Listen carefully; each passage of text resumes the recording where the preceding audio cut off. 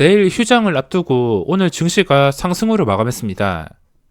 하루 종일 흐름을 보시면 상승세에서 그렇게 멀어지지 않고선 꾸준하게 고점 근처에서 머물면서 상승을 유지하면서 마감했습니다.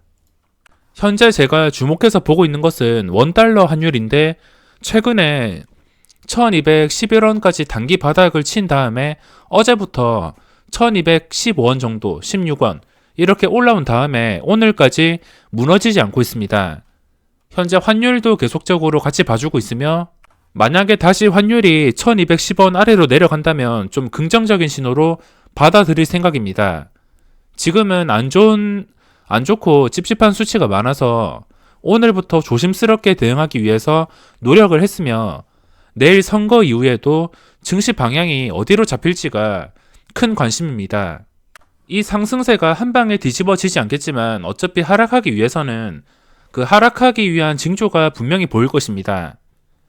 또 안 좋은 수치가 올라온다던가 제 생각에 기준선들을 못 지킨다 싶으면 언제라도 대응할 준비가 되어 있으며 오늘 증시 상황을 살펴보겠습니다. 제가 어제 설명드렸듯이 어제 우리나라 증시는 안 좋은 캔들로 인해서 위협적인 자리였지만 또 이게 애매한 게 미국 증시가 무너질 차트가 아니라는 점을 이야기했습니다. 결국에 마지막에 나스닥이 테크주들의 마지막 상승세로 인해서 분봉을 보시면 장중 최고가로 마감을 성공하게 되었으며 우리나라 증시의 출발도 이것 때문에 긍정적인 영향을 받았습니다.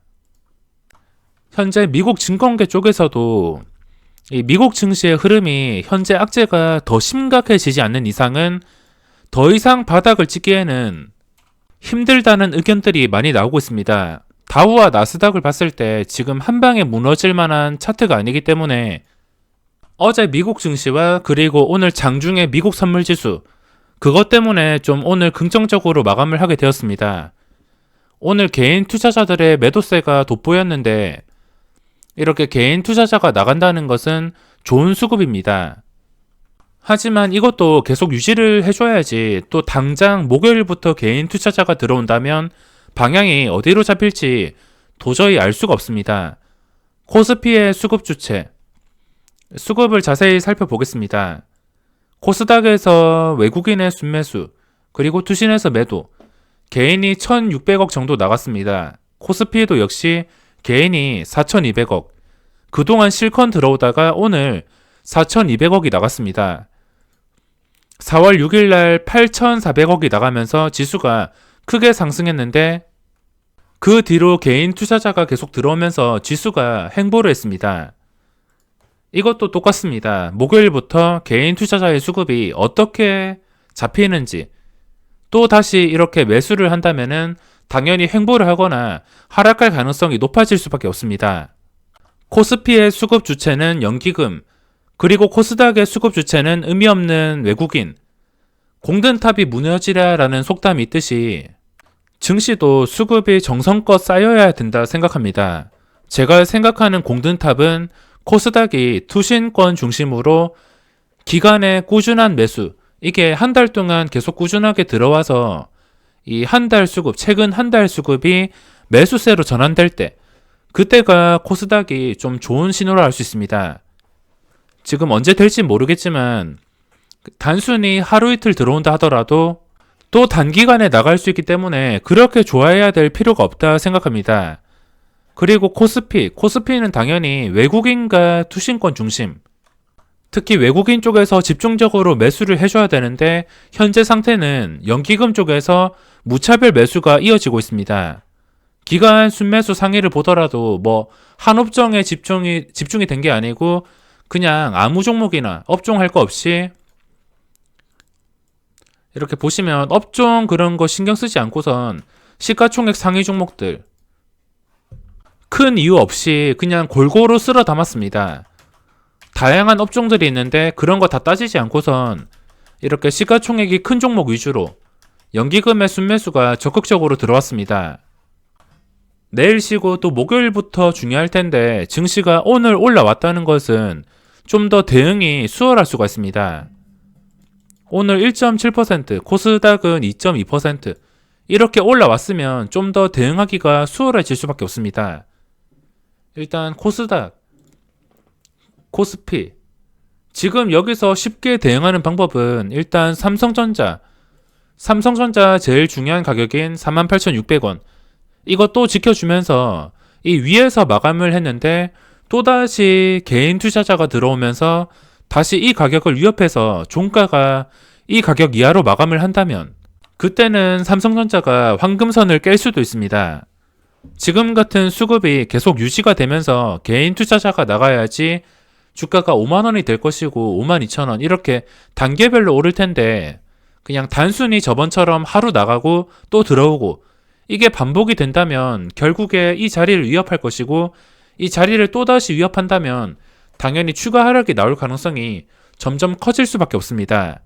개별 종목에 대입해서 본다면 제가 개별 종목에서 매매를 할 때 이렇게 지켜줘야 될 자리를 회복을 해준다면 다시 매수를 하고 또다시 깨버린다면 매도를 하고 이게 한번 지켜주고선 올라왔다는 것 자체가 올라가겠다는 의미인데 이게 올라가지 못하고 다시 내려온다는 것은 오늘 상승이 가짜라는 것입니다. 그러니까 여기서 한 번 더 내려온다면 종가 기준으로 48,600원 아래에서 마감을 한다면 그때는 좀 적극적으로 수급 확인을 한 다음에 인버스 2배로 접근이 가능할 것 같습니다. 어제 제가 인버스 2배를 장중에 샀다가 또 이거에 대해서 궁금해 하시는데 제가 장중에 어제 수급이 워낙 안 좋아서 매수를 하게 되었습니다. 7,390원쯤에 매수해서 장 끝나고선 시간의 거래까지 가지고 있다가 마지막에 찝찝해서 매도를 했습니다. 이게 신의 한 수였던 것 같은데 아무래도 미국 증시 지금 우리나라 수급이 당장 안 좋다 하더라도 이게 무조건 하락할 거라 단정을 짓기가 힘듭니다. 그렇다 하더라도 상승한다고 단정을 짓기도 힘들고 방향을 예측하기가 굉장히 힘든 상황인데 그래도 미국 증시가 이렇게 잘 버텨주고 있기 때문에 찝찝한 마음에 인버스를 시간의 거래에 정리하고선 그냥 100% 현금화를 했습니다.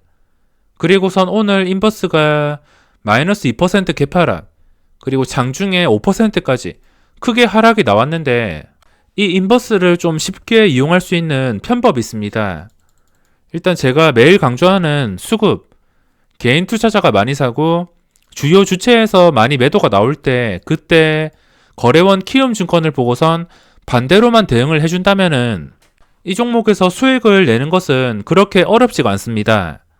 오늘은 이렇게 보시다시피 700만 주가 들어왔습니다. 제가 어제 인버스를 딱 매수하기 전에 이걸 봤는데 어제 나간 물량이 100만 주가 넘었습니다. 그동안 실컷 들어오다가 100만 주가 나가면서 정확하게 올랐는데 이 수급과 반대로 움직인다면 수익을 볼 확률이 높아지기 때문에 참고를 하신다면 도움이 되겠습니다. 그리고 종합 수급까지 확인을 한 다음에도 혹시나 지수가 다시 떨어진다 싶으면 또 저점을 깨버린다 싶으면은 그때 다시 접근할 예정이며 인버스를 들어가고 오버나잇 할 때는 미국 증시 상황까지 체크를 한 다음에 들어가는 게 중요할 것 같습니다. 종목을 살펴본다면 우선 삼성바이오부터 한번 살펴보겠습니다. 중요한 수급 주체인 외국인이 오늘도 18,000주의 매도가 나왔습니다. 기관 쪽에서 아직 특별한 움직임은 없지만 그래도 종합 수급이 연기금을 포함해서 순매수로 마감했습니다. 오늘까지는 최악은 아니지만 그래도 앞으로 계속 외국인이 안 들어오고 이런 수급이 유지가 된다면 거래량이 계속해서 끊기고 변동성이 줄어들 수밖에 없습니다. 만약에 목요일 금요일에도 외국인이 나간다면 그러면은 거래량이 줄면서 변동이 줄어들거나 하락밖에 남지 않았습니다. 그래서 지금 중요한 것은 무조건 1순위가 외국인, 장 시작하자마자 좀 헷갈리는 수급인 메릴린치 매도, JP모간 매수 한 번 찍히고 나서 두 번까지 찍히고 그 뒤로 찍히지도 않았습니다. 무슨 의도였는지 모르겠지만 장 초반에 잠깐 보여준 다음에 대응이 없었으며 장중에 한 번 반등을 하긴 했지만 이 반등을 유지해주기 위해서는 좋은 수급이 들어오는 게 중요합니다. 현재 가격은 정말 의미가 있는 가격인 54만 2천원. 오늘 시초가도 54만 2천원에 시작했으며 종가도 이 시초가인 54만 2천원에 마감을 했습니다.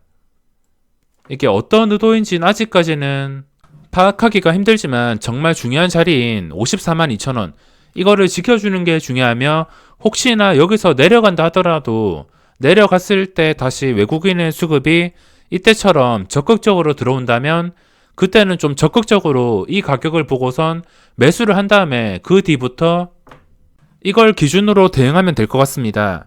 뭐 당장 매수 안 한다 하더라도 나중에 정해진 조건에 따라서 기회가 온다면 저는 정말 적극적으로 매수할 예정입니다.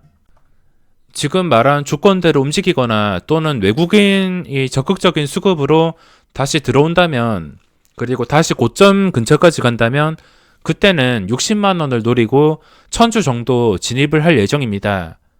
저는 오늘 매매가 많이 없었습니다. 정말 지루한 시장이었는데 거래대금이 터지는 종목인 아난티와 부강약품에서 간단하게 매매를 한 다음에 150만원 정도 수익을 챙겼지만 오후에 이 삼성바이오에서 잠깐 한호가 뛰기를 하려고 찝쩍거리다가 수수료 세금이 너무 비싸서 본전 손절을 단 2번만 했는데도 수수료 세금이 200만원 정도가 나와서 손실로 마감하게 되었습니다.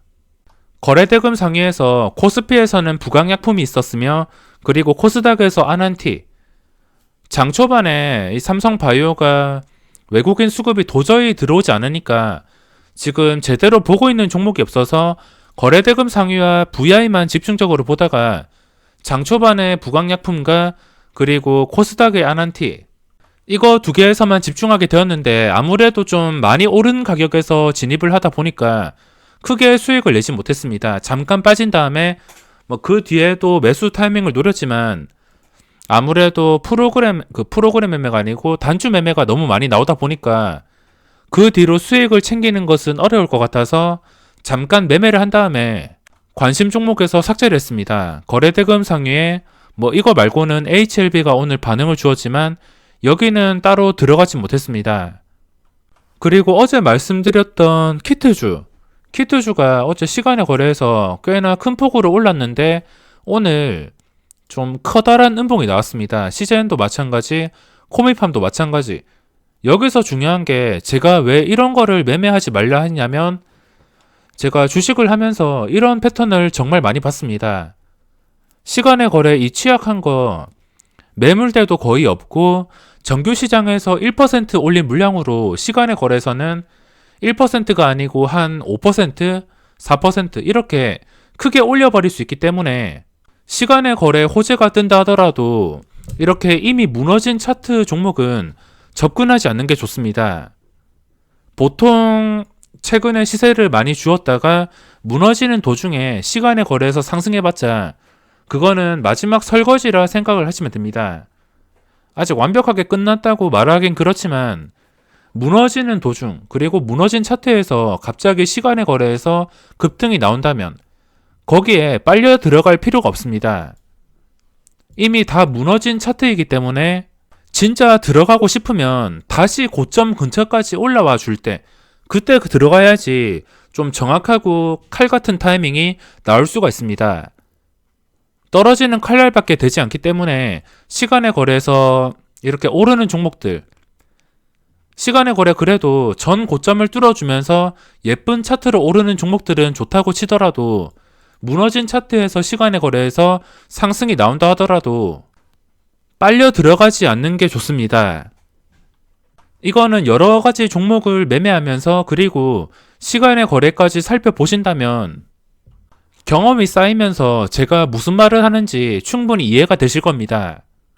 일단 제가 지금 보고 있는 종목은 조건이 맞을 때만 매매할 삼성바이오 시간의 거래에서 그래도 하락이 나오지 않고 있으며 이 삼성바이오가 제가 계속 강조드리는 조건 그게 맞을 때만 저는 적극적으로 진입을 할 예정입니다. 미수까지 사용해서 제대로 들어갈 생각이긴 하지만 조건이 맞지 않다면 절대 들어가지 않겠습니다. 한진칼도 지금 보고 있는데 시간의 거래에서 매수세가 강한 이유가 다시 수급이 돌아왔습니다. 이렇게 하루 빠지고 돌아오고 또 하루 빠질지 아니면은 계속 이어질지 모르겠지만 만약에 좀 적극적으로 이어진다면 저번처럼 이렇게 적극적으로 이어지게 된다면 순간적으로 VI가 걸리면서 고점 돌파를 시도할 수 있을 것입니다. 그래서 장중에 이 종목을 놓치지 않기 위해서 반응을 어떻게 주는지, 수급이 어떻게 들어오는지 이거를 좀 집중해서 보고 있습니다. 제가 오전에도 좀 빨려 들어갈 뻔했는데 88,300원, 제가 중요하게 생각하는 가격이 지금은 전 고점 수준 한 9만원에서 91,000원 정도, 윗꼬리가 길 때가 이때가 91,700원, 이때가 91,000원, 이때를 좀 중요하게 보고 있는데 저 가격 근처까지 갔다가 무너졌습니다. 만약에 오늘 오전에 이 한진칼이 이렇게 치솟았다가 이 가격을 지켜준다면, 항상 제가 말씀드리지만 단타 칠 때는 이렇게 미리 매수를 한 게 아니라면은 이렇게 상승할 때 그냥 무조건 추격 매수를 할 필요가 없습니다. 일단 어디까지 오르는지 지켜봤다가 무너질 때를 기다려야 됩니다. 무너졌다가 이게 더 이상 무너지지 않고선 뭐 아래 꼬리를 달고선 지켜준다던가 거래량이 유지가 된다던가 이런 상태에서 이 올랐던 자리를 한 86,000원에서 7,000원 이 구간을 계속해서 지켜주면서 거래량을 유지해 주었다면 그때 고점 돌파를 시도했을 것입니다. 하지만 한 방에 무너졌기 때문에 들어갈 이유가 없었습니다. 이거 두 종목은 제가 원하는 반응이 나올 때 적극적으로 진입을 하기 위해서 장중에도 부지런하게 집중해서 지켜볼 예정입니다. 현재 시간의 거래가 시작이 되었는데 거래량 상위부터 보시면 남선알미늄, 정시테마주인데 아까 제가 말한 거랑 똑같습니다. 키트주랑 똑같은데 이미 시세가 나온 다음에 무너졌습니다.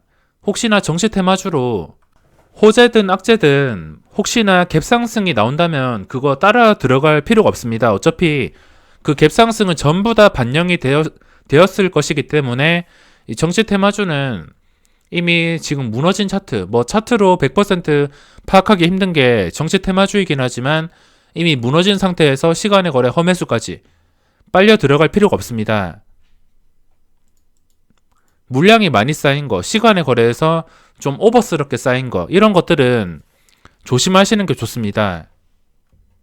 오늘 너무 지루한 시장이었으며 내일 하루 쉬는데 주식을 굳이 보유할 필요가 있나 싶기 때문에 시간의 거래에서는 따로 매수 없이 이번 영상은 여기서 마무리하겠습니다.